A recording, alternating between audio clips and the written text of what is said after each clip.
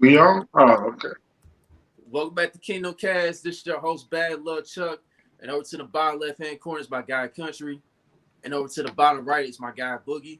And then we have a special guest coming on to the top right-hand corner. You guys know him as C. Dot.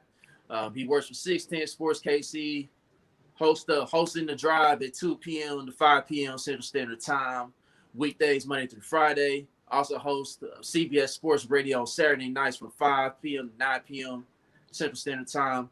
I would like to welcome my guy, Carrington Harrison, to Kingdom Kast today. Carrington, how you doing, man? I'm doing good, man. We gotta hurry up so Country can go listen to Kingdom Come later tonight. So let's get this wrapped. You know what I mean? He gotta listen to Magnum Carter Holy Grail later today. We gotta hurry up. You know we gotta hurry up. We ain't got that much time. You can't listen to Jay-Z's whole catalog and we gonna spend an hour talking about the Chiefs. We gotta hurry up. He has to go listen to Dipset. Wow. That joke worked in the pre-show and it worked on the regular show too. I appreciate that. Nah, man, I'm happy y'all had me on here. I was feeling some kind of way. I'm seeing all these other people coming on. I'm like, hold on, why ain't I been asked to come on Kingdom Kast? Nah, we appreciate you, bro. We had you slotted, man. You know, I would save you, man, but this would be a great time to have you on, especially since you're really close to this guy, man. Everybody knows early in the week, Terez was supposed to come on our show on Tuesday. Terez Paylor, the late great Terez Paylor, was supposed to come on our show on Tuesday. He unfortunately passed away. You know, it's just tragic. Like, it's been a rough week. You know, just trying to get through it and everything, because that was the show I was most looking forward to, honestly. Because I was just looking forward to asking him all kinds of questions, just talking football, X's and O's and everything, and also the life lessons afterwards. Because of all the articles and everything I read, everybody talks about how Terez has left everybody with a quote and given them great advice and everything, not just through the sports industry, but just life, man. So I just want to start off and ask your guys' thoughts on it. You know, Country, I just want to start with you, man. Man, Terez was just the best, man. It's no other way to describe Terez. Like, he was very open and very honest, and I don't know what the proper word, but it's like you can hit Terez on a random, like, what are the Chiefs doing with such and such? And then he might not respond like right back, but like a couple of hours, he'll be like, da da da da da, and he just like, man, you just appreciate that. He just was, he just always was honest and open and engaging, and he was a friend, man. Like, I didn't hang out with Terez, or I didn't really ask him for his number because I really didn't want to hit him up that much because I felt like I was over hitting him up. Like, I got like DMs from to Terez from like 2014 that I was reading today, like, man, but he just was always cool, man. He was the best, man. He really was. He always was encouraging. I tried writing, I sucked, but he gave me pointers, he gave me ideas and all that stuff. But he just was the best, man. I really consider him a friend. I told you and Boogie, I was like, man, it's like we lost a homie, man. Like, from one of your long lost childhood homies, or your guy from school, or, you know what I'm saying, the guy in college that your roommate from college. He was just like that guy. You know what I'm saying? He was just so friendly, so cool, man. All love and respect and prayers and thoughts for his family, his fiance, his colleagues and co-workers. He just was a great guy, man. So what are your thoughts? It was crazy. He made us all. I guess he gonna always be special with Chiefs Twitter, because when we sucked, he always was giving us that optimism. So then when we came up, he was here with us that whole time. It hurt, man. He definitely was the GOAT. Like, shit. Anytime you thought you were special, you could just write Terez. He'll write you back. Shit, he did that to everybody. He just was that type of, yeah. Definitely thankful for him. Rest in peace. Yeah. And Carrington, you got close with him. So. Yeah, I think what was really special about Terez is Terez, I think it's really hard to be national, but also feel local at the same time. Like Terez is a Hall of Fame voter, works at Yahoo, but as Boogie and Country said, he'll interact with Chiefs Twitter and talk to y'all on like a fan level where you guys know, like a lot of national people talk about the team at like a very surface level. Like they don't know the roster in and out. And I think true fans that follow the team can always sniff that out. Like, you don't know much more about the team than I know, but Terez was kind of one of the people that had the ability, like he knew Jacksonville's roster through and through, as well as he knew Kansas City's roster through and through. And I think it's really hard to not be from the area. And I think that him following the Lions and sort of knowing all of their struggles, it was relatable with Kansas City, you know, in the pre-Patrick Mahomes time. Now, obviously, the Chiefs have been better than the Lions, but I think it was easy for him to kind of blend in and like, I understand where y'all coming from. And from just reading a lot of the stories and knowing Terez and talking to people like you guys, Terez would go on anybody's stuff. You know, he would go on, like, think about like Terez was a regular guest on Jim Rome's show and would also come on y'all podcast. Like, that's not normal for national people to do. Like Terez would every week go on the Jim Rome show, who's probably one of the 10 most successful people to ever do sports talk radio. And then after the Super Bowl, would then sit down with y'all and talk for an hour. Like the 2 days after the Super Bowl, like that's not really what people in Terez's category of writers are. And I remember one conversation I had with Terez. So I used to always tell him that I thought he was the third best sports writer in the country. So I told him I thought it was Wetzel, Peter King, and then Terez.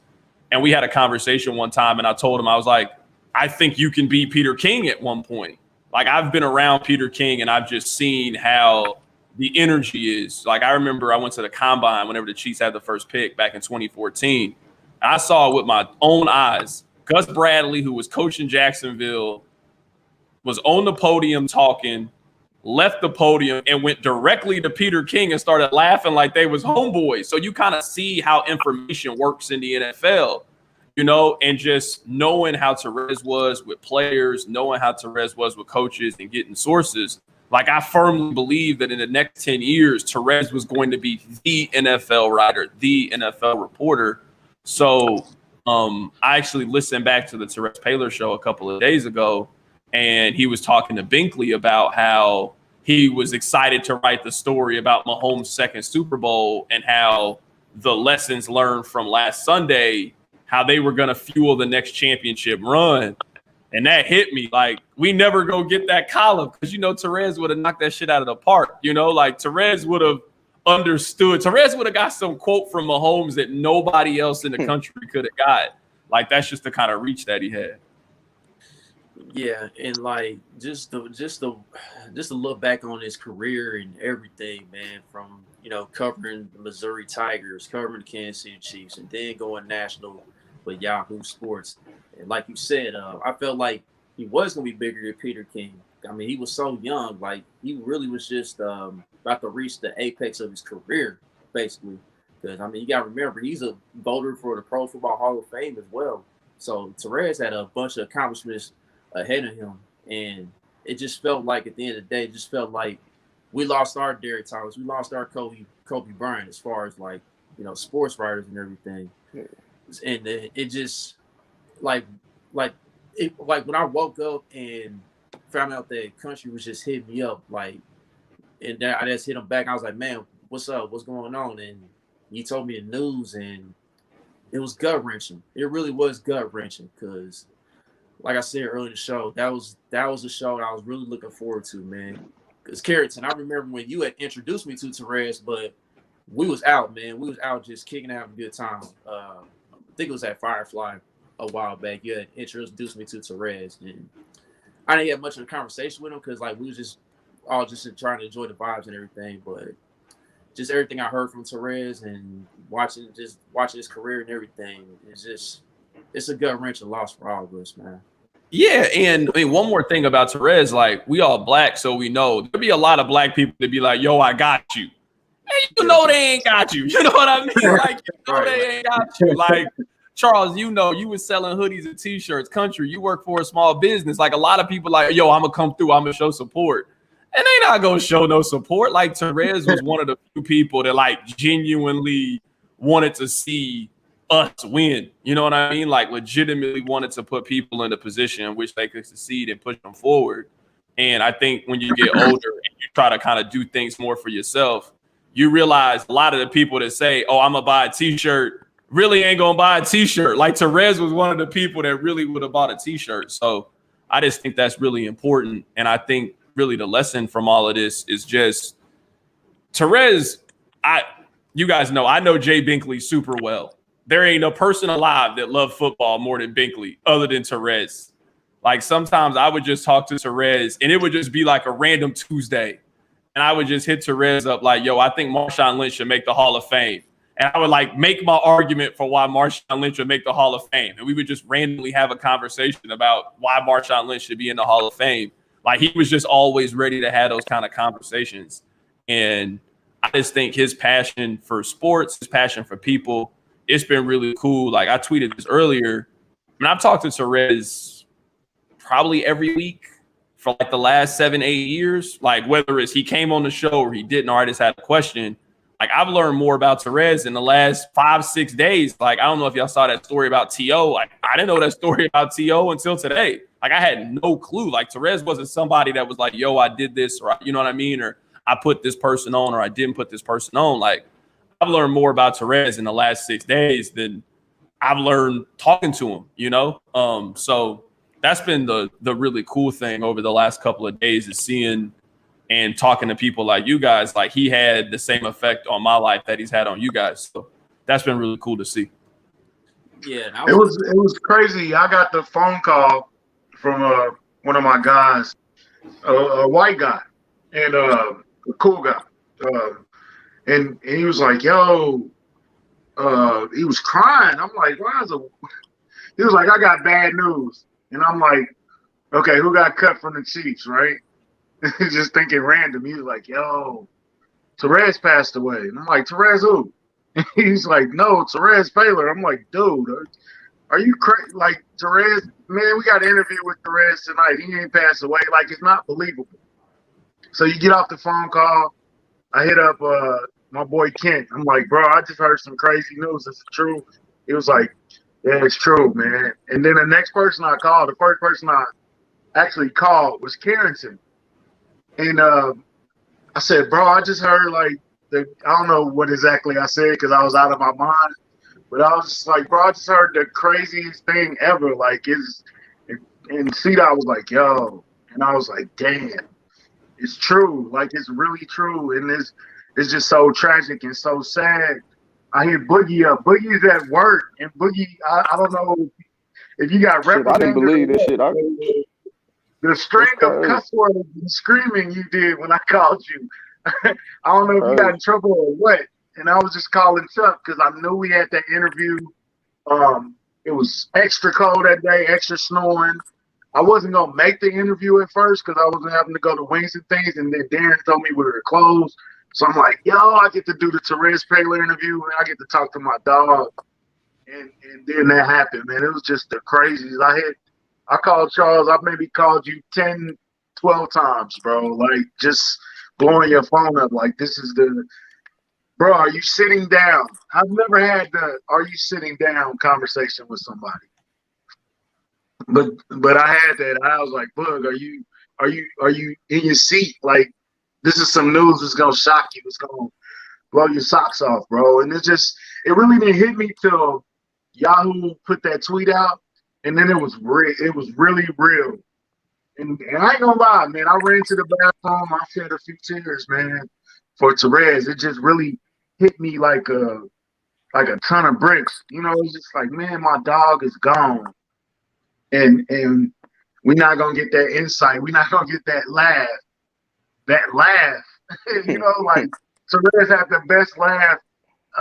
Him and Patrice O'Neal had the best laughs ever. But Terez, like he said, Binkley, like that's the perfect pairing for football talk. Binkley and Terez together, like You're gonna get your X's and O's. You're gonna get your Binkley's gonna have the wild, crazy theories. Terez gonna fix it. He's gonna have all the knowledge. It was just the best, man. And to have that type of relationship that you had, C-Dot, is like a blessing. Like I think we could have had that relationship, but I didn't want to overstep my bounds because I felt like a fan, and I felt like I shouldn't be hitting Terez, this national guy, up every 15 minutes about silly football questions. You feel what I'm saying? No, I definitely feel you. So I actually talked to Terez on the phone Friday after the show. So you remember the Brett Reed stuff came out on Friday. So I talked to Terez on the phone for probably like 30 minutes. I actually texted Terez on Tuesday morning because Terez comes on the show Tuesdays at 3:30. So before I knew, so I texted him at like 10 o'clock, like, yo, are you still coming on the show the regular time? Because Tuesday was supposed to be his last scheduled time for coming on for the week. So I mean, I definitely know what you're talking about. Just, BK was the one that told me. So we have a show meeting every day at 11. I think BK called me at like 11:40 and he was like, yo, you hear about Terez?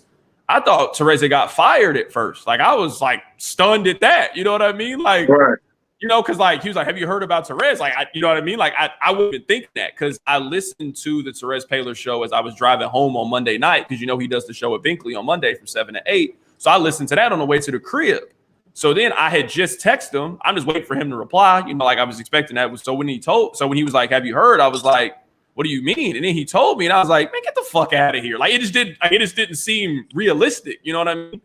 And then he was like, bro, I wouldn't joke with you like that. And I was just like, dog, I just talked to him. I just texted him. Like I'm waiting on him to reply to the text.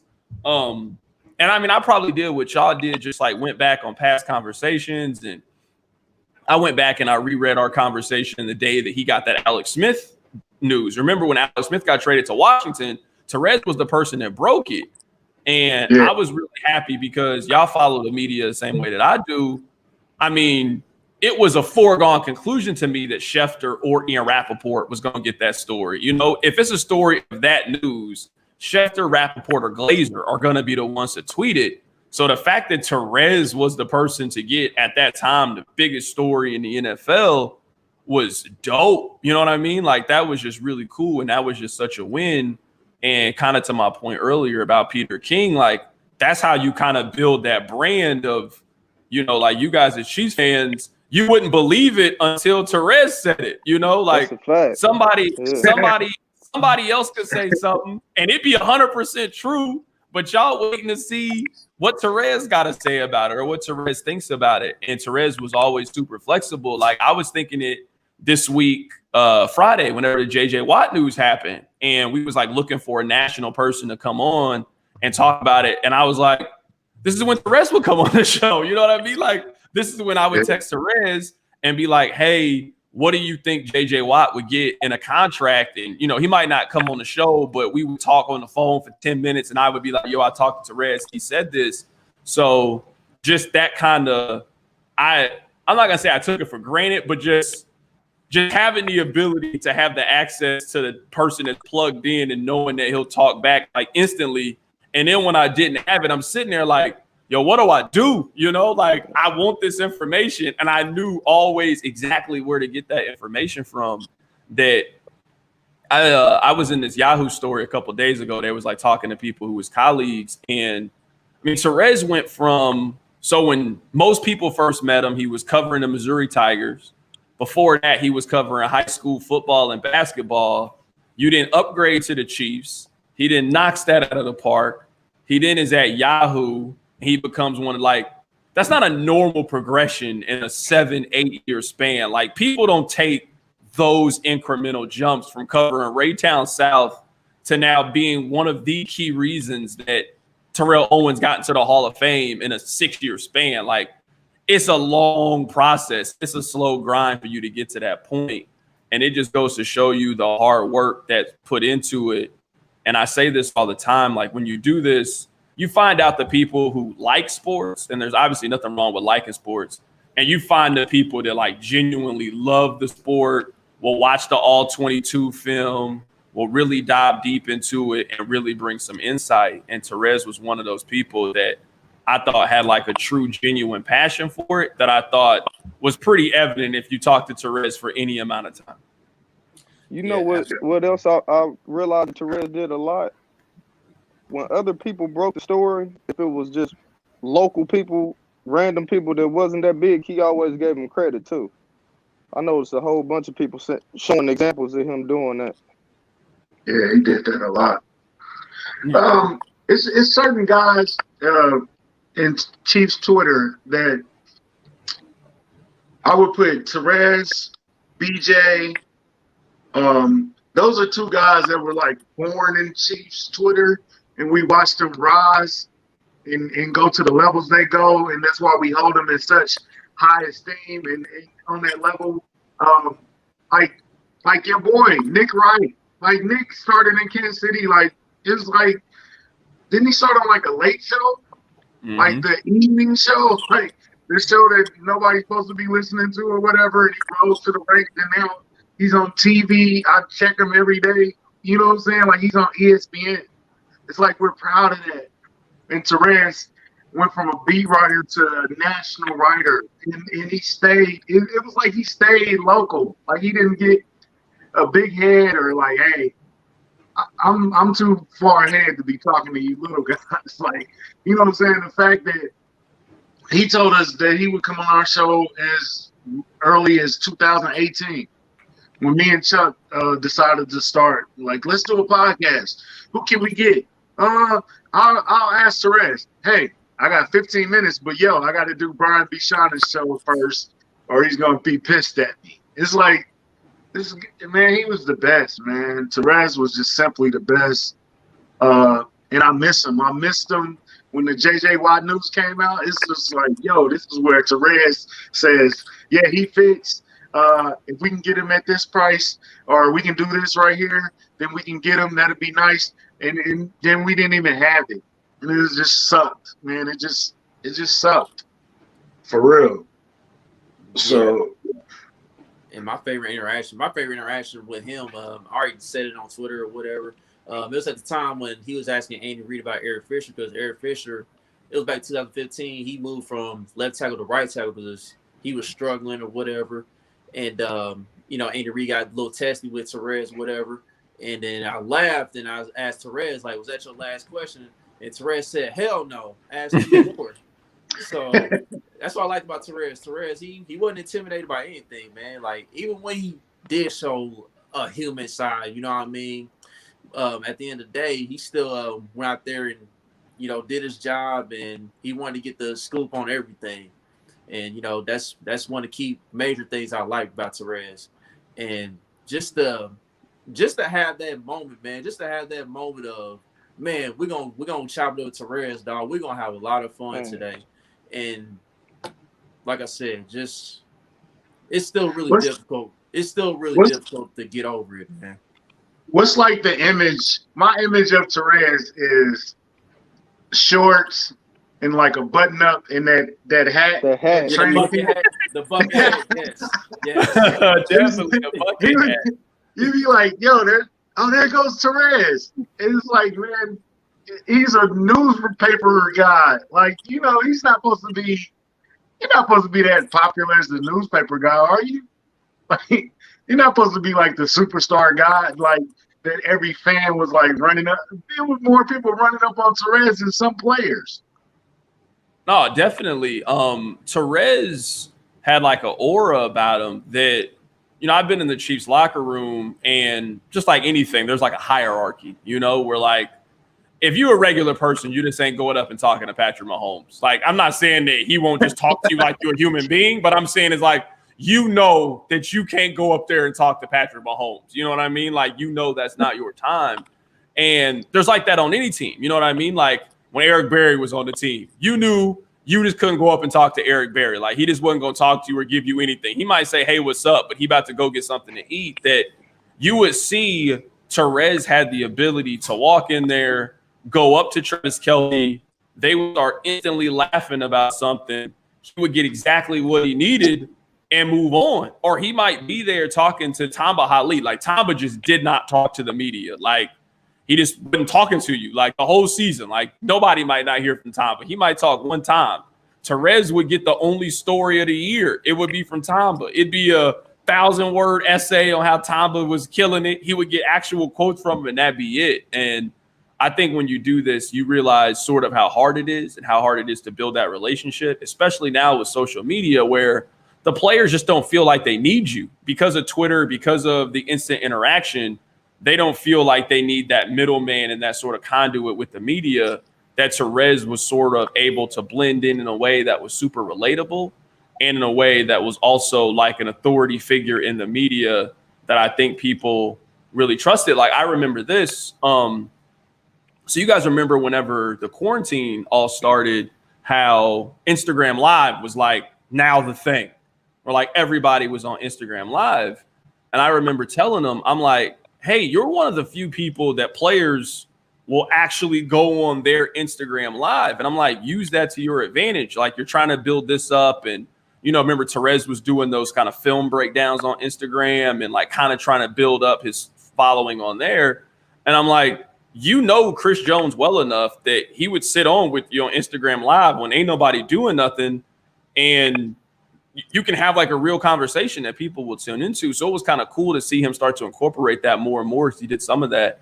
Terez was like a sponge. But I also think too, and kind of goes to what Country was saying, how for some reason people think like if they help you in some ways, it makes their light dimmer for some reason. Like that part's never made sense to me. Like there's enough room out here for everybody to win that I thought Terez always understood that. And I thought that Terez always knew that like he had like a greater purpose, especially like going to Howard, being from Detroit, being one of the few African-American Hall of Fame voters. Like he genuinely just wanted to see us win. And that was just always cool.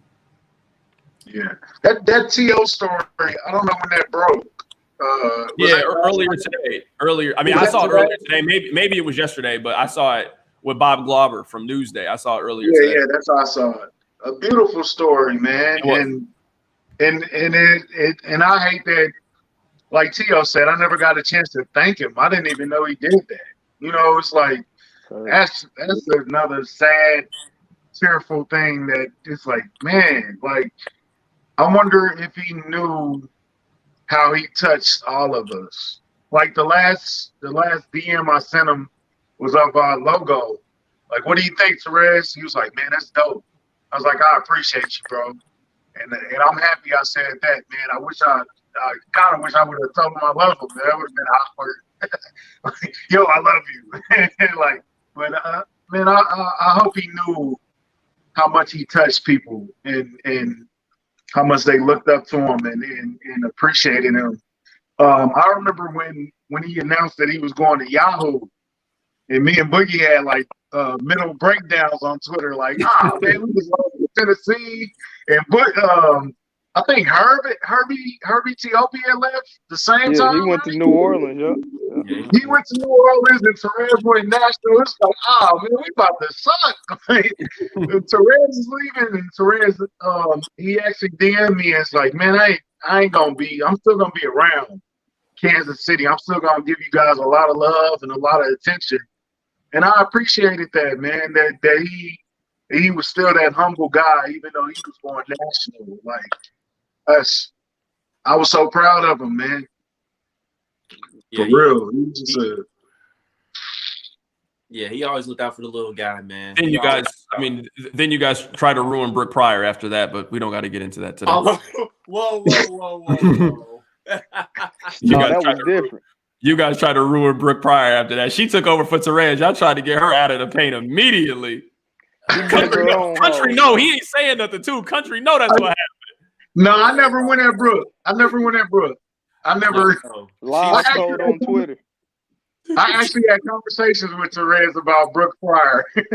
Chiefs Twitter. I ain't never seen Chiefs Twitter unite against one individual the way they united against Brooke Pryor, dog. KK. You like low key, you would have thought she was Steven Nelson. That's how y'all would like that. That's the same energy y'all had for her. I'm like, yo, y'all gotta leave Brooke alone. Brooke always been cool to me. I'm not gonna make it seem like me and Brooke are the best of friends or nothing. I don't know her like that, but I mean, we talked a few times, but she always been cool to me, so I don't got no issue with her. But that ain't how Chiefs Twitter felt about Brooke Pryor. Y'all hated her. How fitting was it that she went to Pittsburgh with Steve Nelson? Yeah, Brooke. I think Brooke was just put in a bad situation. Like anybody that followed Terez, they weren't gonna get that same type of love. Yeah. I mean, I also think I joke about this all the time that Chiefs Twitter defends Tyreek Hill better than opposing defenses do. Like y'all will ride for Tyreek Hill, bro. It don't matter what he do, dog. I'm telling you, it is incredible. Like I'm not gonna lie to you. It tripped me out how white people was trying to use Tyreek Hill as this. He is the example of the injustice of the black man in the legal system. I'm like, yo, like there's a lot of black people who've been persecuted by the law. I don't know if Tyreek Hill is a shining example of it. And it made me kind of mad because I'm like, yo, so y'all really do understand that this shit is backwards, but y'all don't understand it when it's a normal brother. But when it's Tyreek, y'all think getting railroaded. They out here quoting Nelson Mandela and Martin Luther King. Y'all was wilding for Tyreek Hill, dog. I ain't never seen nothing like that, man. I've never seen it. I know that's in the past, but y'all know y'all was wrong. Y'all know y'all was wrong during that time. Man, we want our ring, man. Y'all know y'all was wrong. Y'all know y'all. Chiefs Twitter is a weird place, man. Tyreek was on there talking to his baby mama incredibly foul. Y'all was like Malcolm and Marie.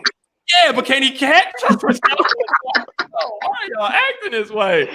Like, I ain't never seen nothing. I'm telling you, Kansas City Twitter defend Tyreek Hill better than opposing defenses, dog. I never seen that. Y'all remember in the playoff game when he was yelling at the coach? Y'all instantly got in the formation. Y'all instantly got into it. Y'all got y'all same bravado back. He was yelling at that man and pushed him. They and was it just playing. Never happened. That's what type of they was just playing. So wait a minute. Who's worse? I ain't never yelled to push my boss before. Not one single time. Has that ever happened? Have I done that? I can't play like that with my boss. He started yelling and pushed him, and y'all instantly went to y'all instantly blamed the coach. Y'all didn't even blame Tyreek. I'm like, yo. Okay, who's worse? Beehive.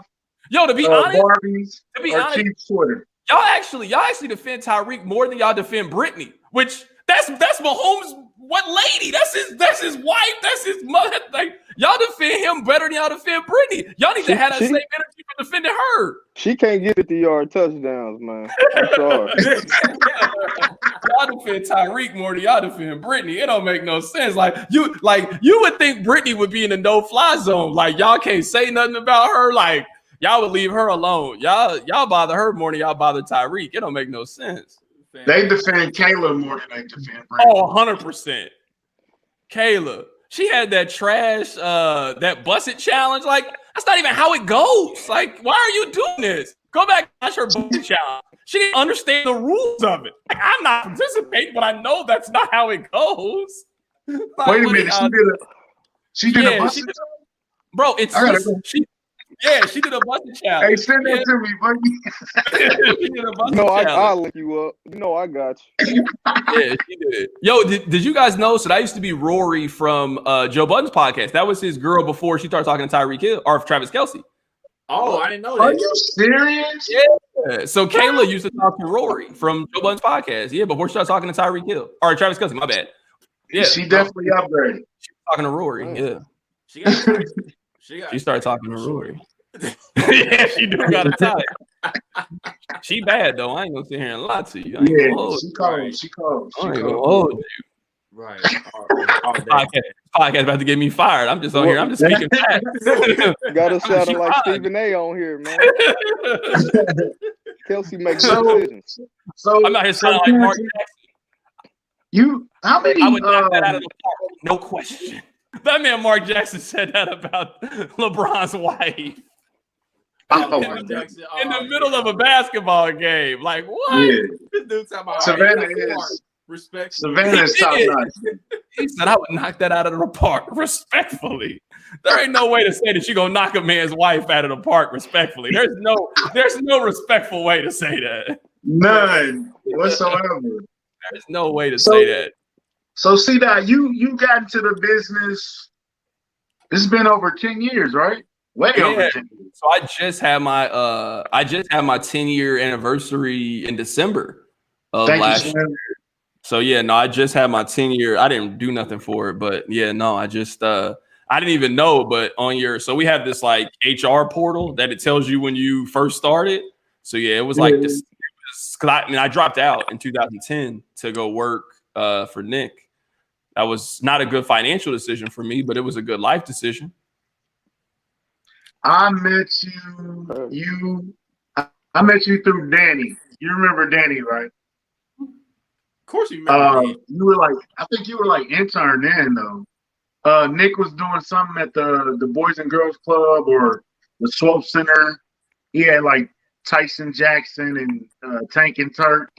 Yeah, and they were all out there doing like a benefit thing. I remember I had Tyson Jackson's number when I was in college. I thought I was the coolest nigga in the world, man. Like you couldn't tell me nothing. I'm like 20 and I could text Tyson Jackson. Like, bro, I thought I was so cool, man. I still have the autographs on my desk at work. And Tyson Jackson was like some of the people I'd be like oddly cool with be like me and Tyson Jackson just were cool for whatever reason. It'd be like, I don't know how it happened, but I remember there was a stretch, bro, like me and Derek Johnson would run into each other at least twice a month. Like it just would be like the most random situations that I would just be in the same place as Derek Johnson. And we just got cool just kind of off of that. I could tell y'all a lot of stories like that. That's just like me and Sean Smith. Let me tell you guys a story I've never told anybody. This is an exclusive Kingdom Cast. I've never told anybody this story. All right. Breaking news. This was I don't remember what season it was. You can go check. So Marcus Peters' agent hit me up and said that he liked what I had to say. He felt like I was the only person that understood what Marcus Peters had to say. And that Peters was going to do an interview with me one-on-one. I could talk to him for up to an hour. And I was like, cool. So he was like working out the details and how he was going to figure it out. And then it was like, send some questions. And we was like, so like my station and his team was like working it out. We finally agreed on the day and time. He got traded the next day. Oh, wow. He got traded the next day. Wow. Because remember, that trade happened quick. You remember that trade happened super quick. Like Schefter tweeted about it, and then 3 hours later, he got shipped off to the Rams. Like we had just agreed on all of the terms of the trade or of the conversation, and he had just got traded. I was like, bro, this could have been my Gail King moment. I was ready to go. Who started the rumor on that? Was that Lock and Forward? That said, I think it was like before. I think it was. Chief's Twitter gave him the business. Like, y'all hate him. Y'all hate him too. Y'all hate him too. Hey, listen, it goes all the way back to the Royals days, man. When the Royals were for the World. Y'all don't forget nothing. The thing is, y'all don't forget nothing when somebody else do it, but when it be somebody, y'all forget it. Like I'm telling you, yo, this is funny. Like I was just thinking this about Eric Berry. Like Eric Berry went from a time of being the most popular athlete in Kansas City. Like you remember, like when Barry came back and it was Barry Strong, yo, Barry tore his Achilles and y'all just hated him all of a sudden. Like Eric Berry had the same injury that John Wall had. Like remember when John Wall was out for 2 years? They're the same injury. And I would understand it. Go ahead, Boogie. Yeah, I didn't hate Eric Berry, but if I'm playing devil's advocate, it was the comments that he made, man. About playing kind of like it wasn't in the spirit. Yeah, when he said that was everybody on him. But I still like. No, I get that. Boogie, this is how I feel about, and this is gonna sound like over the top, but follow me here. I think about playing football like a drug deal. Let's say that us four decided tomorrow we're gonna rob a bank, like set it off, right? If one of the four of us is not fully into it, then we can't do it because we're not gonna get away successfully. That I don't want nobody playing football next to me if you not 100% on being out here. If you don't trust your body, mentally, your ability to do the things you need to do to protect yourself, then that's going to mess up the rest of us on the team. So I actually understood it. Like sometimes I think we underestimate, I know it's like an extreme, like Man, you can die playing football. You can get seriously, permanently injured playing football. So if you're not fully into whatever we about to do, then I just can't have you out there. So I kind of felt like when he said it wasn't in my spirit, I think it was much more mentally than physically. And I've always given him, I guess, more leeway now. It's not like when that offseason was over, he got cut. He magically got healthy and then went to another team. Like, he ain't played since then. Maybe Eric Berry was telling y'all the truth where he probably shouldn't have been out there for them playoff games, but he wanted to push through it. And now it's like I can't play at the level I want to play anymore. Yeah. I just think we underestimate, too, what football does to people's bodies. And sometimes I think that we assume everybody's career is going to be the same length, you know, where I think we see with Gronk, or at least I think that year off for Gronk saved him. Because you guys remember back in 2018, Gronk was moving slow. Gronk was running like he had a piano on his back. Had that big ass cast on his hand.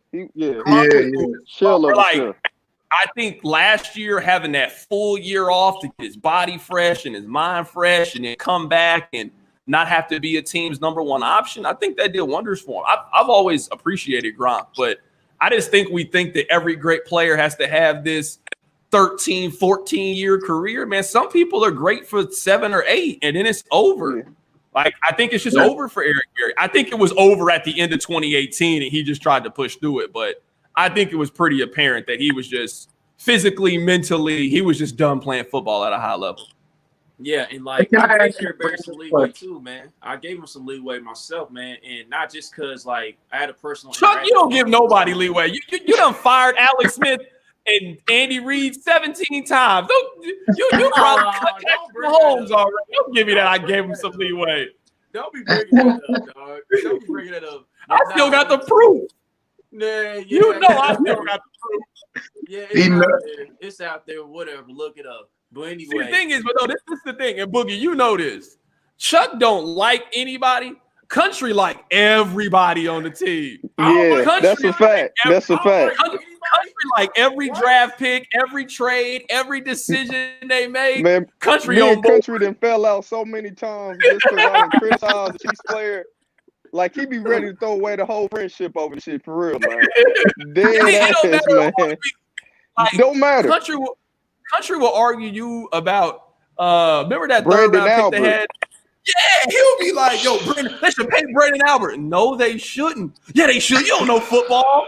Why would you pay Brandon Albert? I remember that. He was campaigning for BA so much, bro. So hard, man. Country, I'm telling you, Country likes any decision they co-sign.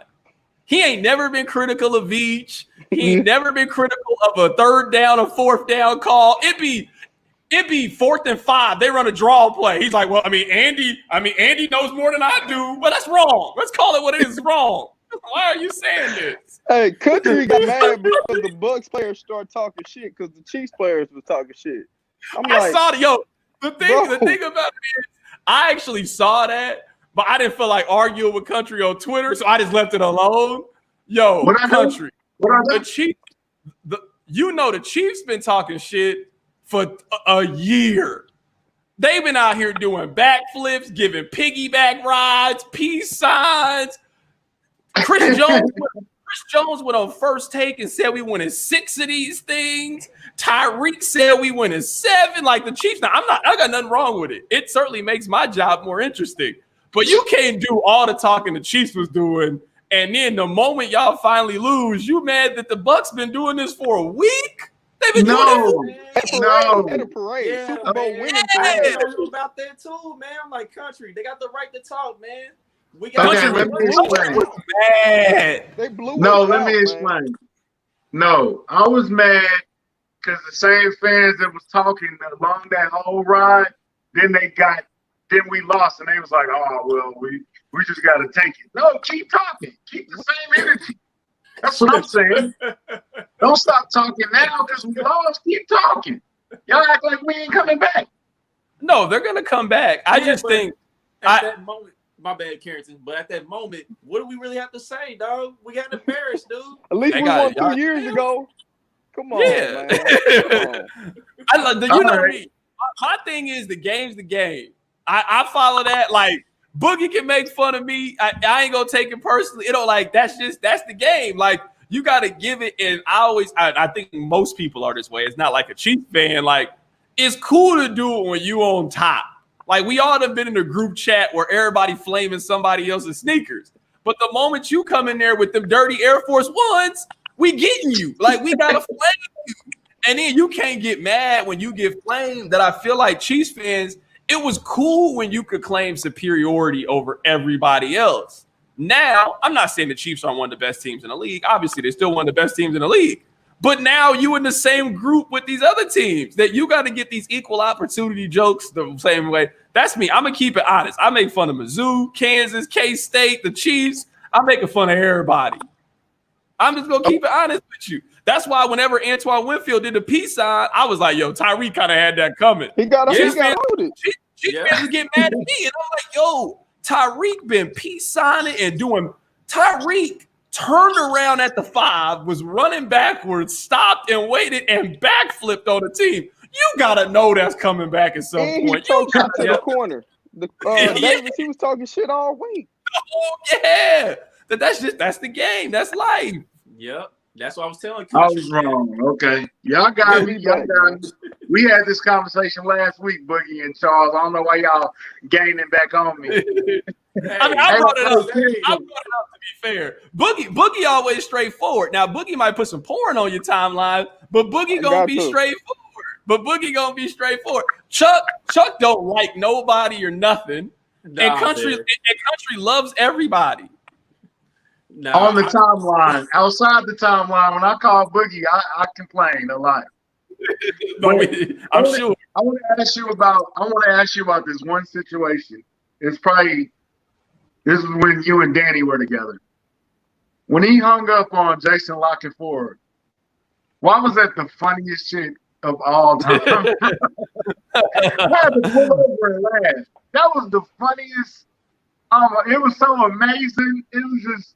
Was it planned or was that? Nah, it wasn't. It wasn't planned. This is gonna sound really funny because Whitlock says this. Like at some point, you can either be on side of the man or the people. At that moment, he was on the side of the people because it certainly wasn't happy with the man. Like Jason Lockett Ford was a paid guest, so you sign a contract like. It don't matter if Jason Lockett Ford come on or not. You owe him for X number of appearances. So that was just one of them things the company had to eat. They had to eat the rest of that money. They had to eat the rest of it. Jason Lockett Ford it was so out of the blue. And it was just like, that's enough of that. And click. And I was like, wait a minute. Did he hang up on him? That was Danny always gonna be remembered for that moment right there, man. That was the best. Yeah, I would say Danny's moments are that and the mayor, or not the mayor, the owner of the Royals. The owner of the Royals was definitely a lot more contentious. You remember whenever we had David Glass on the show during the All-Star game and then David Glass walked off? Yeah, that was crazy. I said, whoa. Okay, I forgot. During the All-Star game? This was the All-Star game. So, so you probably know him on Twitter, Kel Dansby. He was our intern. So David Glass was off. He was talking to somebody, and we were on the air, and we told Kel, "Hey, see if the owner of the Royals will want to come over and talk to us because we're the home of the Royals." So he got him to come over there, and Danny asked the first couple of questions, and he asked him would he sell the team, and he was like, "No, that's stupid." And I picked up the mic to ask a question, and he started walking off. he started walking off. That was the end of it. And we definitely got a talking to later. But no. that's how it goes sometimes. Yeah, Danny was bold for that question. He was really bold for that question. He's like, man, you willing to sell the team? I was like, hey. I was like, all right. Yeah, I mean, I realized doing this that you're gonna make people mad at some point and you just gotta put up with it, you know. Like there's some saying that like you never want to be Twitter's main character for the day, and I always say that sometimes on the text line it's just your turn. Like whenever it's your turn, it's your turn. And it can like quickly turn around. You know what I mean? Like one day it might be Sean's turn, or Rob's turn, or somebody else's turn. But sometimes on the text line, you're just not going to have the opinion that's the populace. A funny story about that has nothing to do with what we're talking about. So I hosted with Danny over Halloween weekend. So the Bears were supposed to play the Saints. So I knew this. So for 3 weeks, I'm reading up on Bears and Saints. I felt like I knew everything I needed to know about the Bears and the Saints. At 1 o'clock, they hired Tony La Russa to be the manager for the Chicago White Sox. So basically nothing I had been reading for the last 2 weeks meant anything at this point. So it's wall to wall for 4 hours. It's Tony La Russa and reaction. I was the only person that was like, maybe hiring the guy who has the second most wins in baseball isn't that bad of a thing. I'm here to tell you that it was, day one in Chicago, it was my turn on the text line. I ain't never been called so many names in my life. It kind of hurt my spirit. I ain't gonna sit there and lie to you. Kind of hurt my spirit. So how thick does your skin have to be in the radio business? I think I just think about it. It's the opinion business, and you guys are on social media. Social media doesn't really promote being on whatever the opposite is. Like whatever the populist belief is. Like, let's say like country, you don't like Drake.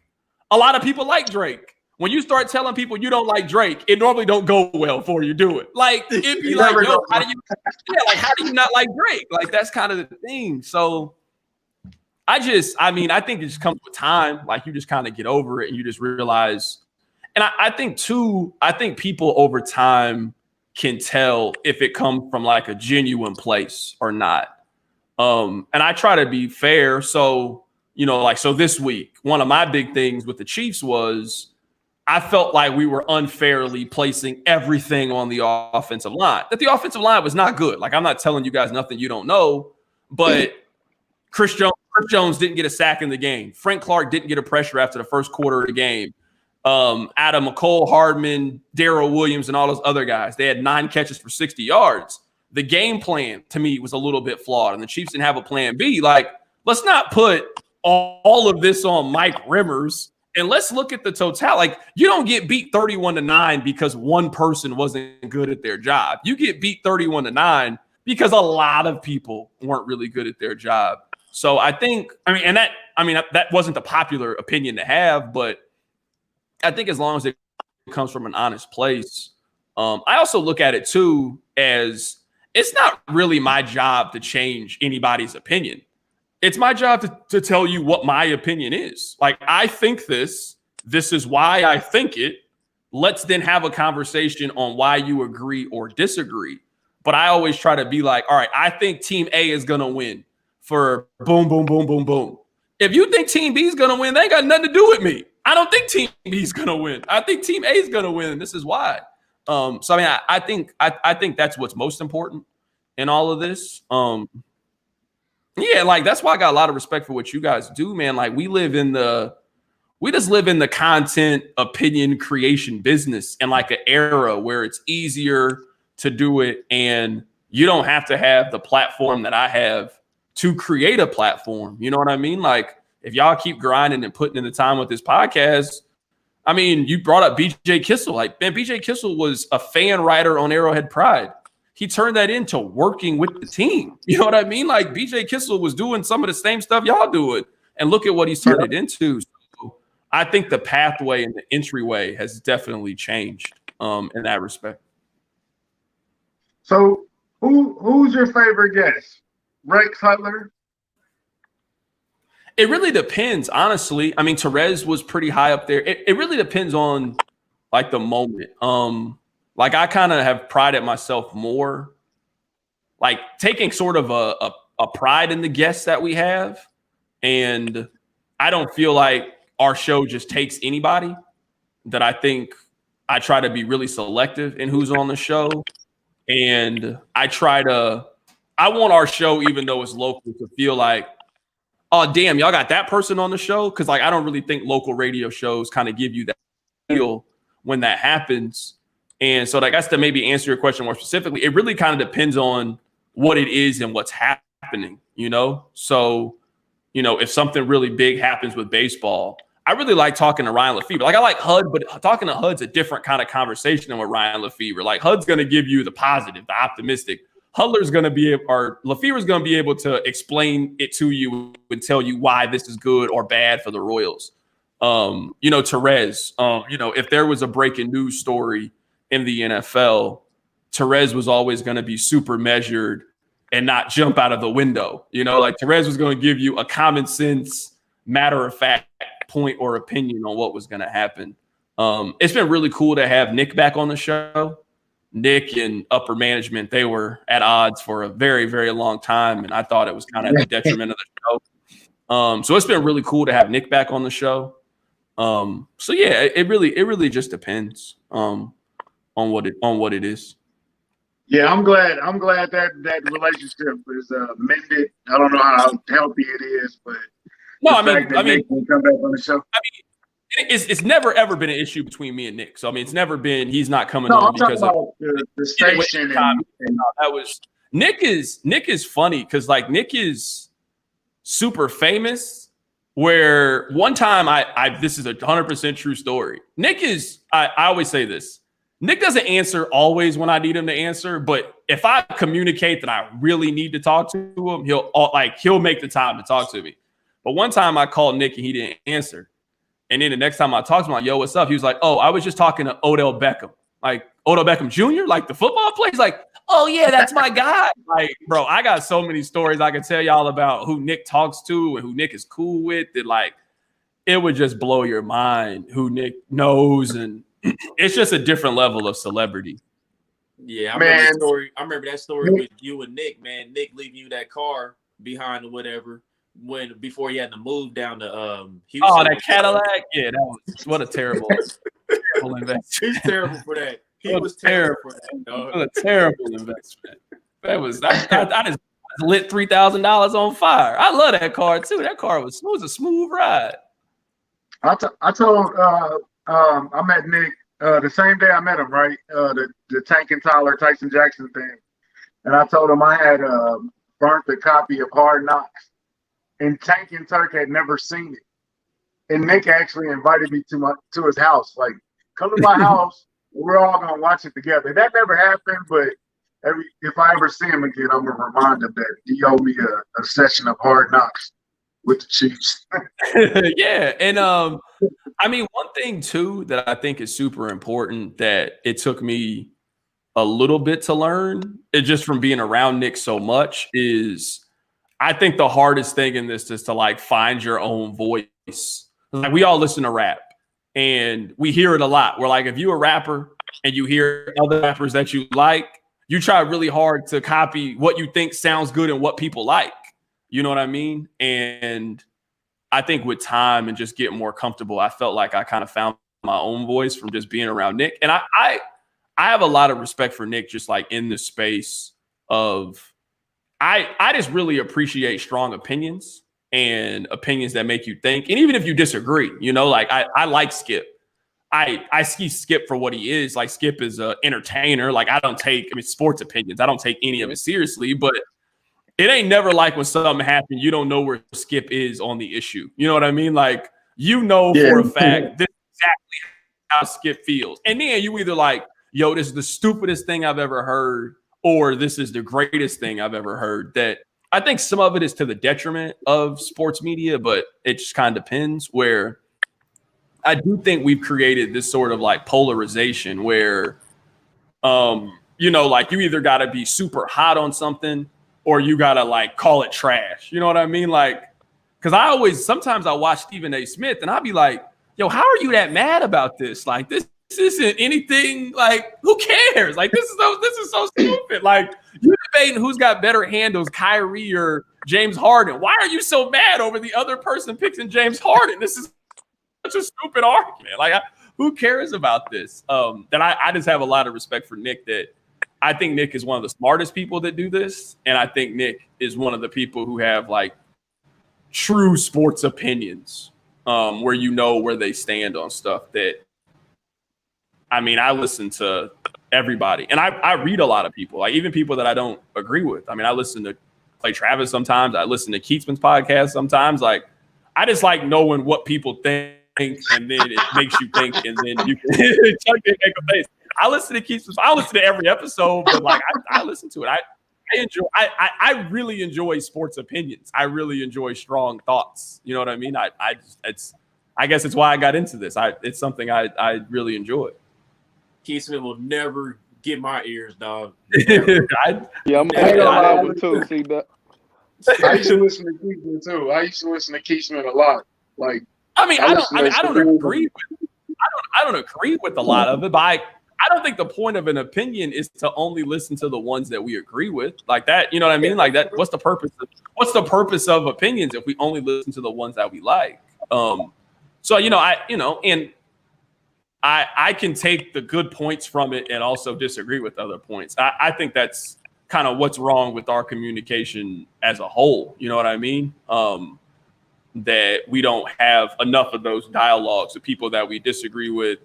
And I don't think we sometimes try to find the valid points that other people make, even if you disagree, you know?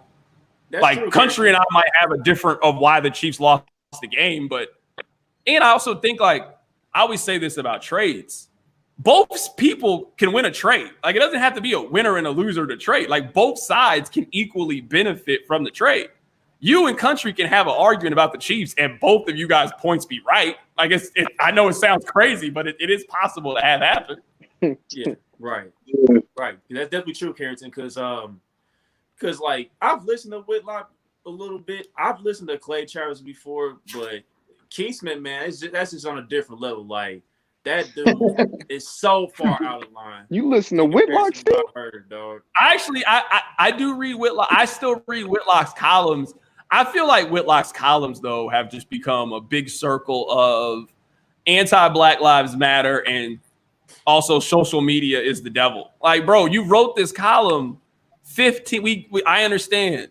You think Black Lives Matter is the devil, and you think it is harmful to the Black community, and that big tech is ruining society. Like, bro, I've read this column 100 times from you. Like, I got it. The point has been drilled home to me. Yeah, for sure. So who's your you got a dream list. You get to interview 3 guests. Who would you interview? I mean, I would just give you one. I would just give you one. Colin Kaepernick. Okay. I would pick Colin Kaepernick. It's not even close. Wow, okay. I think Cap has made a little bit of a mistake by letting other people define him and not him defining himself. And even I don't know when that's going to happen, but at some point I think it would be beneficial if Kaepernick sat down with somebody and talked about how he feels about everything that's going on. And I think eventually that'll happen. I don't know when that's going to happen, but especially now in the level of power that he's ascended to, I mean, you could handpick the interviewer, you could monitor the questions, and you could communicate your message. That Cap has left so much out in the open over these last couple of years. I don't think it's been an overall positive. So I mean, that's who I would pick number one. I'd probably pick LeBron second, honestly. I'd pick LeBron. Oh, but 3. I'm trying to think on who 3 would be. Chuck, because you obviously have to interview LeBron, Chuck, to get your opinions out, right? You said what? What country? You would have to interview LeBron and tell him how you feel. I would love to tell him how I feel, but it's probably not going. Yo, I ain't gonna lie to you. I be thinking about unfollowing Charles, bro. Whenever Charles do that stuff about LeBron, I be thinking about muting him, dog. Like, it really upsets me. I'm not gonna lie. It genuinely upsets me. It really makes me mad. How do you feel about LeBron? Y'all just hate facts, man. That's it. Y'all just hate facts. That's it. I hate your correlations. That shit's hilarious to me, man. Nah, but on a serious note, Kaepernick, man, I think after Cap took the settlement, man, I think that was part of the agreement of him not really saying anything or saying much of anything at all. He don't got to talk to me about the NFL stuff. Like, we don't know how he felt about George Floyd or how athletes have now co-opted the movement and how it's now more acceptable. You're like, we all know saying Black Lives Matter 1 year ago was not a cool thing to say. Now it's like a hip, cool thing to say. Like, brands are saying it. Like, how do you feel about that? Like, the fact that we know how he feels about that, to me, like, part of being the spokesperson, ambassador that he's become is you got to be super clear and concise with your message. And to me, once he stopped playing, I just think that's been lost. I'm not saying he's still not doing the work. Like, obviously, he's still doing the work, but you have this incredible platform that, I mean, during the summer, people would have listened to you. You know what I mean? Like, people would have listened and wanted to know what you had to say. So I've always been a little bit disappointed that he didn't take more of an opportunity to communicate that with people. Yeah, I hate that his message comes through Eric Reed or his girlfriend. It's like, I want to hear what he has to say, not you two. I mean, I know y'all close to him, but I want to hear it come from his mouth. But who's your third guy? Who's your third guy or woman? That's a good question. From the past, not Rihanna. Joy Taylor. Rihanna? I just hope they no have Rihanna, no Joy. Joy. On the Joy Taylor third for like a year now, bro. I love Joy so much, man. I really do. It's like I guess reality set in. I guess reality with my set in whole heart. I mean, I still love Rihanna too, but I don't know. It's something about Joy just every day on the gram. I mean, she's like the seven. I mean, she's like the 96 Bulls right now on the gram. I mean, every day it's just relax. Amazing day after day. 96 Bulls, man. I don't know. That might be a bit of a stretch. Bulls. I mean, Joy's fine. I mean, she fine, but 96 Bulls. Ain't no but. That one, bro. Ain't no but. Yeah, I think he reaching a little bit too, Chuck. I think he just a little bit. Just a little bit, man. She look like a lemonade on a hot day right now. That's how she's looking. Just delicious. Just delicious. So Joy was your third person? I mean, I couldn't think of nobody else, so I'm taking Joy on the show. I'm taking Joy. Nah, I mean, you got some women representation. You got some women representation on the show. So yeah, shout out to the ladies. Guys, some ladies representation on the show. So Chuck, can I ask you an honest question? All right, hit me with it. All right, Chuck. So your LeBron thing, I'm just wondering. So let's say he gets the 6. Like, what does LeBron have to do to be the best basketball player ever? Because he's at 4 right now, and they're the favorite to win 5. Okay. So is it just that he has to get to 6? I mean, I think you can make a strong point. If he wins 5 back-to-back in 2 separate places, and he gets the one in Cleveland, and he has 11 appearances in the finals, that's not, you can't, like, it's not debatable at that point with Mike. Debatable. We'll talk about this on the podcast, but I'm going to talk about it. All right, so here's my thing, LeBron, man. He just passed a milestone not too long ago. He's now the all-time leader in turnovers in general. Okay. He was already doing that in the playoffs. Second of all, never mind. I'm sorry, Boogie. I'm sorry, man. I didn't mean to do this. the finals, dog. I didn't want to do this. My bad. This is the thing. This is the thing. We don't got to talk too long about it. What I always hate about the LeBron conversations is we then penalize him for making the finals. Like that first year where they went to the Spurs. How is that a negative? Like, no one can explain to me how making the finals with Daniel Gibson, Drew Gooden, Zydrunas Ilgauskas is a negative. No one can explain to me how losing 1 finals in which he didn't have Kyrie, didn't have Kevin Love. How is that a negative? He was playing with the Knicks. He had the Knicks. That wasn't a negative, but for me personally, it's that Dallas series. I'm with you. No, and that's fair. That's fair. I don't have any issue with that. I think LeBron will tell you that's the worst basketball thing. Like, I think LeBron's only really had, I would say, 3 steps in his career. Like, we're thinking big picture. the leaving Cleveland and the decision was a awful. I mean, I see what they was trying to do, poorly executed. Yep. The 2011 and the whole China thing. Like, he handled the China thing poorly. Like, there's no other way to put it. I thought he handled the China thing very poorly. But what we're saying is, since he was a 16-year-old junior, that we can think of 3 things that are huge misgivings and 100 positive things that he's done. It seems to me like maybe we should. And this is another thing too, Chuck. Now you got me going here. You started. I kind of feel like our generation, we are hesitant to say that we've seen the best. I don't know if it's like 90s nostalgia. You really think he's the best player you ever seen? I think it's different with Mike because by the time, like, I was 8 when Mike hit the shot against Utah, I kind of think that LeBron is one of the few athletes that we've got to see from the beginning. I mean, like, Boogie, you probably remember the first time somebody told you about LeBron. And when you watched him for the first time, you was like, all right, he could play. Like, let's see how this goes. And then we've just seen step after step after step, and we've been able to follow it and react to it in real time. That I always say, among athletes that we've ever got to discuss in our lifetime, that we was told was going to be great. Because at one point, somebody told us OJ Mayo was going to be great. And you're like, I don't know about this. Like, I remember watching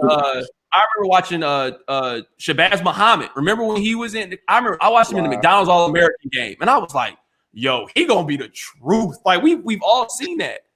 Like, there's a handful. Yeah, like, there's a handful of people that we was told that was going to be great that have actually lived up to being exactly what they told us he was going to be. And that's been LeBron. Like, LeBron, regardless of what Chuck thinks, he has been one of the 3 best players in the NBA now for what? 15 years? 15 years he's been in the top 3. Okay. In the top 3. We've never seen that before. If you want to say longevity, I get it, but to me, though, the longevity, he's played at a high level. Like, I'm not talking longevity like Frank Gore. I'm talking right now in year 18. Yeah. He makes every team in the NBA a playoff team. Yeah, at 36, 18 in. He led the NBA in assists last year. But he led the NBA in assists, Charles. But the whole league. We got a question like LeBron. He always have a great.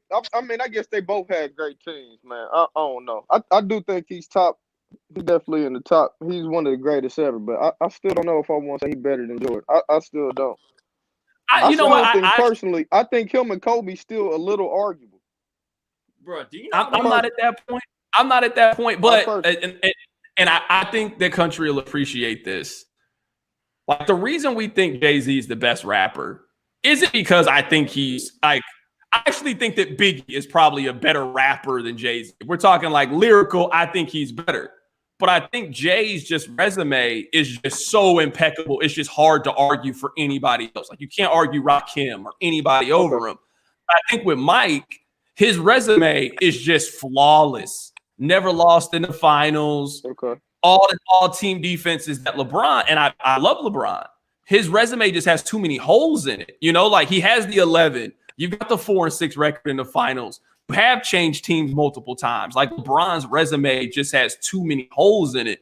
That's why I wonder if he actually gets to 6 and the one thing that people sort of hold Mike over him is now eliminated.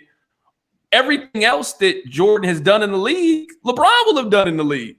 Everything else that Jordan has done, if LeBron gets to 6, LeBron can say, I did the exact same thing. No. And for longer. No, it don't work like that, dude. Like, at the end of the he day, never had a 3-peat. Where LeBron gets to 6 rings or not, if he does get to 6, it's not gonna hit the same, bro. It's just not, man. Like, there's still gonna be enough holes, man. At the end of the day, he might have 6 with 12 appearances. What are we talking about, bro? That's about how you run the marathon, fam. It's about how fast you run the marathon. And Jordan. Hey, can you be considered the greatest and have a losing record in the championship? No, man. But this is why you're the all-time leader in turnovers. He's gonna eclipse that by a long margin by the time he gets done playing, bro.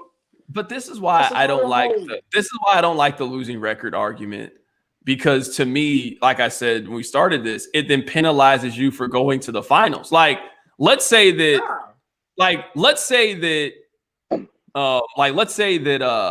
Josh Allen had went to the Super Bowl this year. I know it's hard for country to imagine a world in which the Chiefs didn't go to the Super Bowl. That would have been a tremendous accomplishment. Even if they had lost to the Bucs and Josh Allen's 0-1 of the Super Bowl, you're 24 and you went to the Super Bowl. Like, I kind of think Jordan broke the matrix where we don't appreciate how hard it is to get to the finals, where I don't want to live in a world where it would have been better for Cleveland to lose to Toronto than losing in the NBA finals. Like, that part to me, just the math never added up to me. That's true. I get how hard it is to get to. It is very hard to get to a championship game at any level in sports. I get that. But when you're being compared to Michael Jordan, Magic Johnson, I mean, Larry Bird in a sense, Kobe, like you getting compared to all these guys, I guess you're expected to be at the same table with these guys. And when you look at the totality of the work, like you have a losing record on the big stage in comparison to those guys, man. Like Kobe missed the playoffs in his prime. 2 years he missed the playoffs. You telling me it would have been better for LeBron to do that? Kobe did. Go back and look it up. 2 years, and he still got more rings. He had what? 5-2 in the NBA Finals. 5-2 in the NBA Finals. I'm sorry that LeBron didn't get drafted to a team that had Shaq on it. He had Zydrunas Ilgauskas as his big man. He had Zydrunas. He was an all-star before LeBron got in the league. Boogie, Cleveland was so bad they had to create movies for them to win championships. They had to create fictional stories. That was a horrible team. I can't defend that. That was a horrible team. Just getting them. Cleveland has basically been the Knicks their entire existence, aside from the time LeBron was there. They've been the Knicks. When LeBron left Cleveland, they were the worst team in the league. The worst team in the league. He then came back and was like, all right, I'll fix this. Me, Rich, Mav, Randy Mims, we're going to fix this. More than an athlete, I'm fixing it. And they fixed it. See, man, when you out here, y'all be saying this stuff without any context every time, dude. Do you know how many people left that Cleveland roster with LeBron to Miami? It was like 7 or 8 players left that Cleveland roster. That wasn't the same Cleveland team after he left. Of course they're gonna suck. Yeah, because nobody wanted to be there because the king was gone. That's what happened. That's what happened. It was, and nobody wanted to come to Cleveland. It was like The Wire. Like they still didn't come to Cleveland. They didn't want to. That's why you had to leave. Yeah, it was terrible. Coming to Cleveland. Even when he went back the second time, they didn't get nobody. They had a trade. Didn't nobody come sign with him? Yeah, I'm talking about when he went the first time. He was getting. That was crazy when they were trying to convince like Channing Frye to come play for the Cavs for like the veteran minimum. They was getting like Richard Jefferson to come play for the veteran minimum. Yeah, because LeBron was out here giving bad contracts. He's giving he forced J.R. Smith and Tristan Thompson. That Tristan contract is bad. That Tristan contract is real bad. Like, come on. At the end of the day, some of it's on LeBron, man. This is LeBron. Some of it's on LeBron, man. This is his doing, dog. He wanted to do the super team thing where you give players in their prime who were previously franchise players. I remember back in the day, Kast was on their way out. Then they decided to do the super team thing. But these to start the trend of getting guys that's in their prime, and he has to live with it. That's why he be getting zapped in the finals majority of the time. This has nothing to do with what we're talking about, but have y'all ever seen Jordan Woods and then you understand Tristan a lot better than you did before? Because like I be looking at Jordan Woods and I be like, I get it. I understand. I understand why you made them decisions. I get it. He elite, bro. I'm not gonna lie to you. I had no clue who Jordan Woods was before that whole thing. Like until that Red Table Talk, I had never seen that young lady before. Yeah, and nobody's ever heard of her. And then after that, I still actually think that whole thing was fixed. If you want my belief on it, like I think it was made up because Jordan Woods just anything with the Kardashians, man. Yeah, I think that whole thing was like wrestling stage. But I'm telling you, bro, I be seeing Jordan Woods on the gram, and I be like, all right, Tristan, I understand why you I understand why you risked your family for that. I get it. It makes perfect sense. Yeah. Okay, can I ask a Tell your question? mama I ain't coming home, man. I get it. Risen, yo. Who's more responsible for the Kardashians, OJ or Ray J? Oh boy. Ray J, man. OJ. I think it's OJ. It might be OJ. OJ put that name on the map. And I guess the thing about Ray J is, I think Kim's so attractive that any relatively famous person would have put her in the thing. Like, I wasn't watching it because Ray J was there. I was like, yo, that chick is bad. Who is that? And then you thought the tape was gonna be fire. And then you saw the tape and was like, this is whack. This is the worst thing ever. This is whack. And then, actually, to be honest with I you, wouldn't even retweet that shit. I give Chris a lot of credit because I think that the Kardashians really started they're famous for being famous. Like, if you think about when we was growing up, you had to be famous for a skill. Like, you had to sing or act or do whatever. Like, Kim is the first super famous person that doesn't have a skill, if you think about it. And most of the people like that flame out real quick. Like, you remember when Amber Rose was the hottest thing in the streets, or Paris Hilton. Like, bro, it be over. Kim Kardashian been hot for 15 years now. Like, Kim Kardashian is legitimately one of the 10 famous people in America with no skill. Not a politician, not an athlete, not a singer, legitimately one of the 10 most famous people in the country. You got to give Kris Jenner a lot of credit for that. Like, they've always stayed. Like, you guys know, social media, Chuck, you saw it. Social media move fast. You'll be hot on Tuesday, and then everybody over you by Friday. The fact that Kim has stayed super relevant for 15 years is wild. Like, you got to give, and then her popularity has now spawned to Kylie being super famous and Kendall being super famous and Khloe, and like, you got to give Chris and E and Ryan Seacrest a lot of credit. Because like Ray J might have put you on, but Ray J not going to keep you on. You know what I mean? Like, Ray J not going to keep you hot in 2021 like Kim is. You know what I mean? Right. Right. That's not going to keep you hot. It's like I said, Amber Rose. Amber Rose dated Kanye. She not hot like how she's never been as popular as Kim Kardashian has been. Yeah, she fell off. Yeah, it's pretty well, this podcast has gone completely off the rails. We're just talking. We just both brothers having a conversation. Yeah. Yep. Having a good time, man, with it. But yeah, just before we wrap it up, man, we got to talk about Marty Ball, man, because Marty Ball, that was another legend that recently passed. You know, he set the foundation for Kansas City Chiefs as far as getting back on track, as far as being a winning franchise, because 15 years prior to his arrival, the Chiefs were on the downside, and then he came in and changed the culture, and he created what Chiefs Kingdom is today. You know, the loudest fans in the NFL, and you know, he won consistently here. So give us y'all favorite memory from Marty Ball real quick before we wrap it up. It got to be the Gleam speech, right? The Gleam speech. There's a Gleam. What the hell is the Gleam? Right. What is the Gleam? I've never figured it out. I still don't know what that means. I love the speech. It's very emotional and it really makes you want to run through a wall. But what in the world was he talking about, man? I don't know.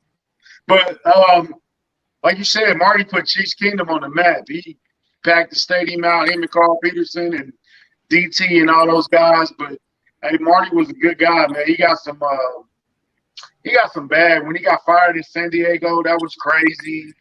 Yeah. He got fired in Washington, that was crazy. Mm-hmm. He deserved the Super Bowl ring, man. He's one of those guys. He should have got at least one. He deserved that, man. So what about for you, Bud? Yeah, he was the first coach I remember. I don't know about y'all. Shit, I'm a little younger. Shit, he first coach I remember. So yeah, them fuck Raiders and all that shit. Yeah, man, I love that shit, man. I'm not a Chiefs fan the way that y'all are Chiefs fans, but I will say Bronco this. Baller 88. Yeah, I was a huge Broncos fan as a kid. So I told a story before. My half brother was a super big Broncos fan when I was a kid. I didn't see him that often, so it was like I wanted to be a fan of the same team that he was a fan of. And then when I went to college, he actually started cheering for the Eagles. So then when I went to college, I was like, well, I ain't switching to the Eagles, and the Broncos wasn't good that more. So I just started kind of liking the NFL. So I don't really have a favorite team, but I grew up in Kansas City, so I certainly understand and appreciate it. I told this like anecdote on the radio, and I think it'll apply here. So like McDonald's, a lot of their marketing strategy is towards children because they know if they can get you hooked on McDonald's as a kid, they have you hooked for life. Like you'll eat at McDonald's for the next 30 years because you love McDonald's as a kid. That I think if you were around our age, the Chiefs were good at the right time.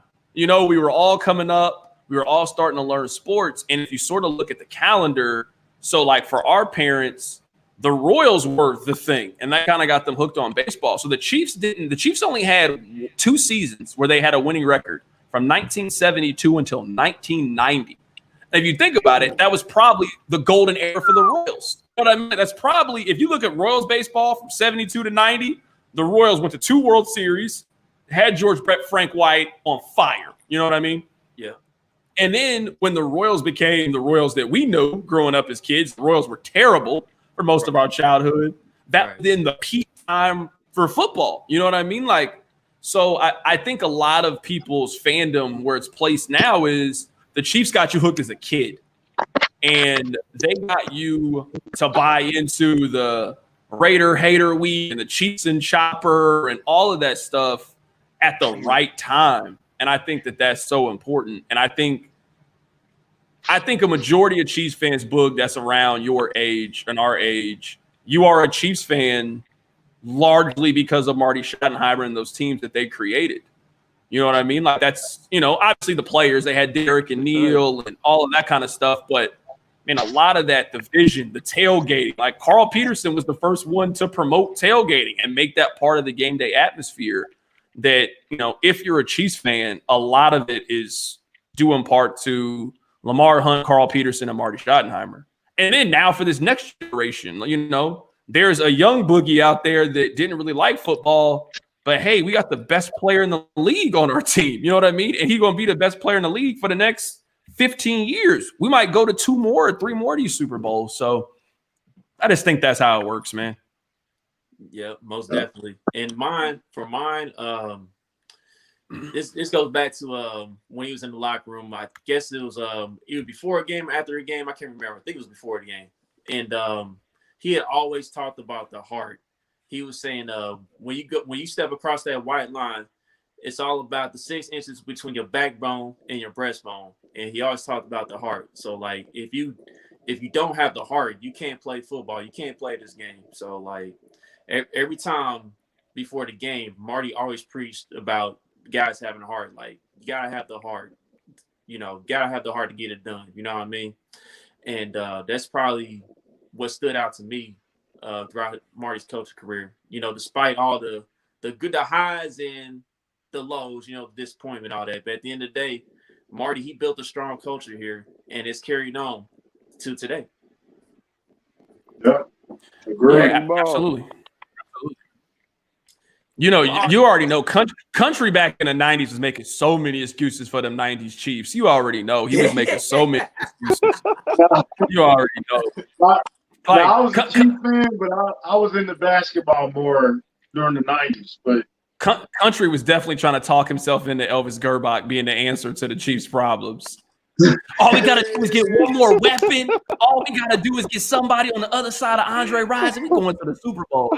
Country been lying to himself for 30 years about the Chiefs. Been lying to yourself. I'm mad you brought up that name, dude. That name still triggers in my brain to this day because we should have kept Rich Gannon. We was on fire with Rich Gannon. Then we want to go back to Gerbach in the playoffs, man. Country, let me ask you this. Country, let me ask you this before we go.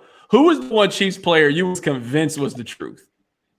That ended up being wrong. Because there was definitely one Chiefs player that you was like, yo, this dude is about to be a all-pro, and it didn't work that way. Sanders Cummings. Oh, I thought he was going to be so wrong. He talked himself into a third round safety. He had a game against Denver. He was flying around. He was tearing. He was lighting everybody up. And then he scored something the next day. Oh. No, I never liked Jonathan Ball or Chris Stein. No, I feel for that ball in tape. I ain't going to lie, man. I feel that ball when he was jogging. When he was just he had us so hyped, bro. Remember, he was jogging and getting ready. I knew at that point. I knew it was fake. I remember. I'm telling you, we can call it Danny.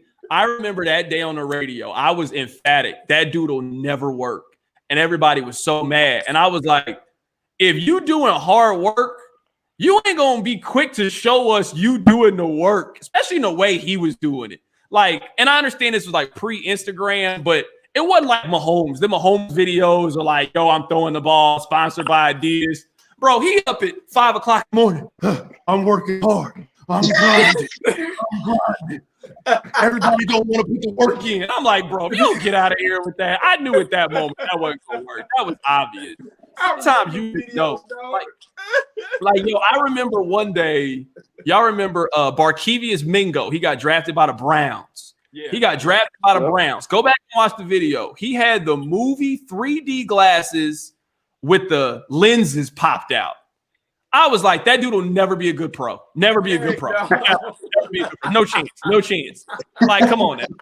I mean, biggest day of your life, you wearing free movie theater glasses and the lenses are popped out. You don't take this seriously enough to be great at it. You don't. You just don't take it seriously enough to be great at it. If you up at 4 a.m., nothing wrong with being 4 a.m. If your first inclination is to try to tell me how hard you working, I'm sorry, it's not going to work. It's just not going to work. It's not going to work. I'm sorry. I'm telling you, sometimes life gives you signs. Whenever Antonio Brown was doing that Facebook Live, it ain't going to work. You can't have nobody in that same mindset in your locker room. That dude's first inclination after during a team speech was to grab his phone and put it on IG. It ain't ever going to work, man. I'm telling you, you could. Life lets you know, man. Life gives you signs, and that was a sign. It wasn't going to work. Yeah. That's definitely a rule of thumb to live by moving forward, man. So it hasn't failed yet. Yo, can I really quick before we go? I'm gonna go after this. I know I done told this. I gotta tell y'all this story about Chuck. This is my favorite Chuck story. Oh, so do y'all remember the Alex Smith game, that week 1 game against the Chargers, where they got down big and then Alex Smith brought them back? So it was me, my cousin, one of my best friends, and Charles was over. Because everybody know at my crib, we get food, we watch Sunday Ticket, we watch the Chiefs game. Everybody knows. So Charles came over to watch the game. Charles hot. Chiefs getting blown out in the first half. Charles ready to get Alex Smith out of town, Andy out of town, everybody out of town, right? So the game keep going. You remember the Chiefs kicked the field goal at the end of regulation to tie it up. Chuck is jumping through my kitchen. He slips on the kitchen mat and runs into the refrigerator. All you hear is that's all you hear. And me and my peoples on the couch, and my boy was like, Charles, you okay? And everybody just died laughing. Charles sitting there holding his face. He's sitting there holding his face because he just slid face first into the refrigerator. I'm sitting there dying laughing, bro. I'm telling you, Boogie, he's like, yeah. And next thing you hear, zoop, boom. He just face first right into the refrigerator.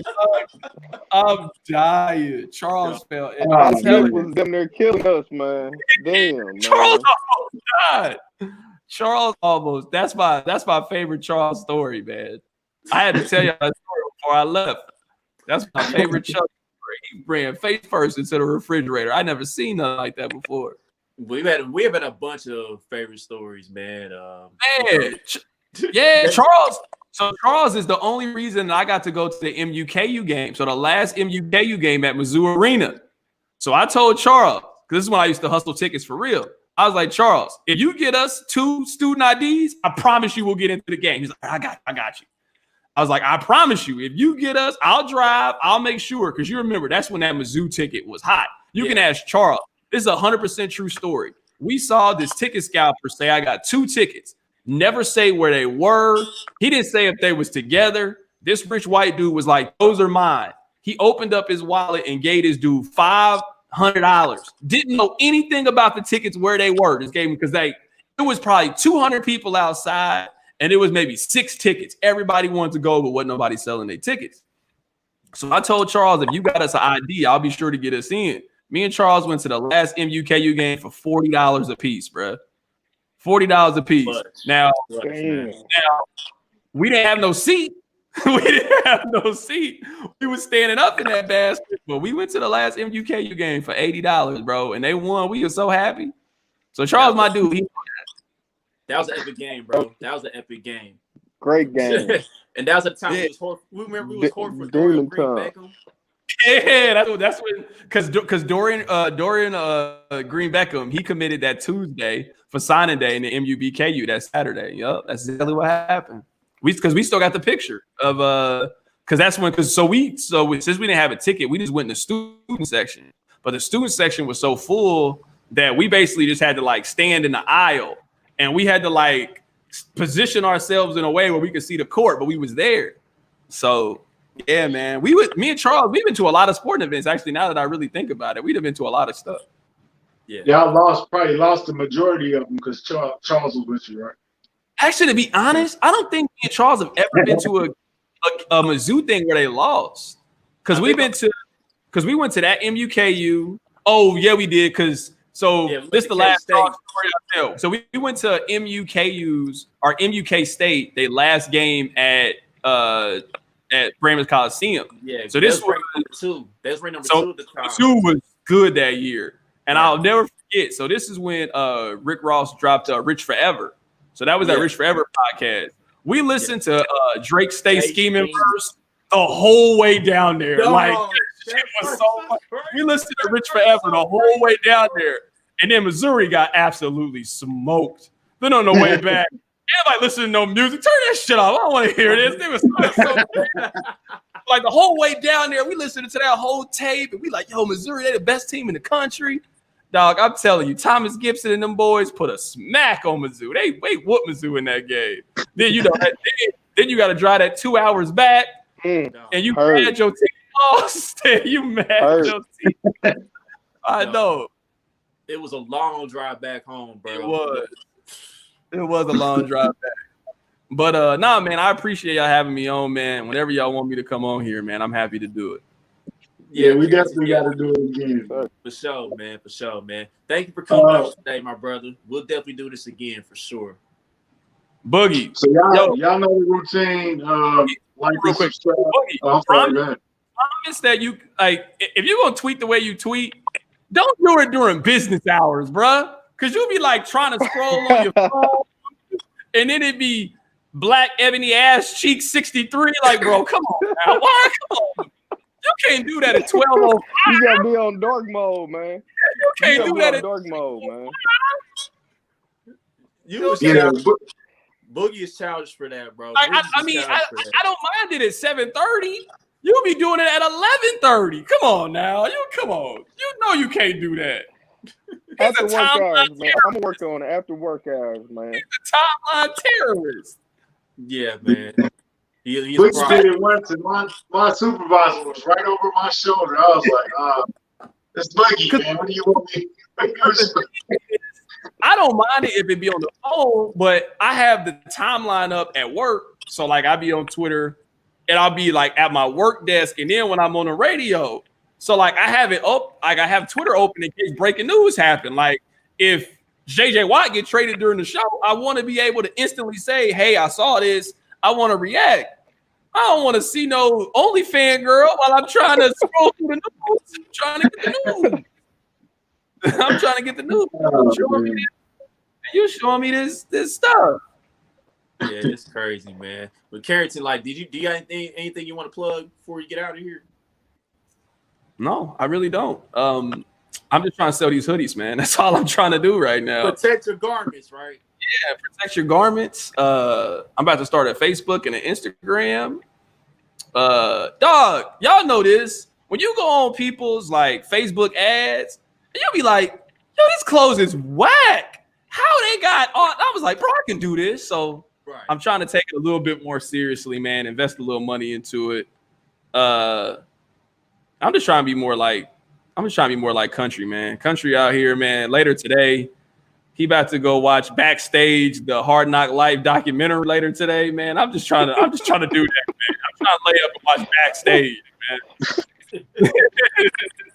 How many times have you seen that documentary, Country? Don't lie. How many times have you watched Backstage? Yeah. I swear, I used to watch Backstage every day. Yo, I believe you. I really believe you. Every day. I watched Fade to Black for like the first time in a while from like start to finish. And like, you forgot how many people came out during that concert. That was the thing I forgot, how many people came out. Yeah, during that like Madison Square Garden. Like when they did You, Me, Him, Her, I was like, I was in my bedroom watching it on Showtime. I'm like, I felt like I was in a crowd. I was so excited. How do you like that song with him and Nipsey? You like that verse? Yeah, I like that. I like Nips and Jay verse. Yeah, Nipsey it's a good has song. So much music to give us, man. He really did. Yeah, I know. So it makes you wish they had collab more. It makes you wish they had some more material out because they sound good together. Actually, honestly, I feel bad for 2 Chainz. Like Jay-Z, he out here doing verses with dead people before he'll do one with 2 Chainz. Like I don't understand why he won't do a verse with 2 Chainz. 2 Chainz been asking for a Jay-Z verse for 6 years, and he can't give him 8 bars. Yeah. If French Montana told the truth and Jay-Z got a French Montana song, that might be the day you see me shit on Jay-Z. I can't take it, bro. Not French Montana. He wanted Jay-Z so bad, and I'm like, Jay, bro, you did a song with Future. You can do a song with 2 Chainz if you did one with Future. I can't argue this one, man. Yeah. I can't argue that one. Yeah. All right, y'all. Boogie, I see y'all, man. Hey, man, appreciate you, bro. Like and subscribe to the YouTube channel. Keep supporting us, man. We appreciate y'all for tuning in. And rest in peace, Marty Schottenheimer. Rest in peace, Terez Paylor. Sleep easy, bro. We miss you, man. Yes, sir. Kingdom Kast, we out of here. Peace.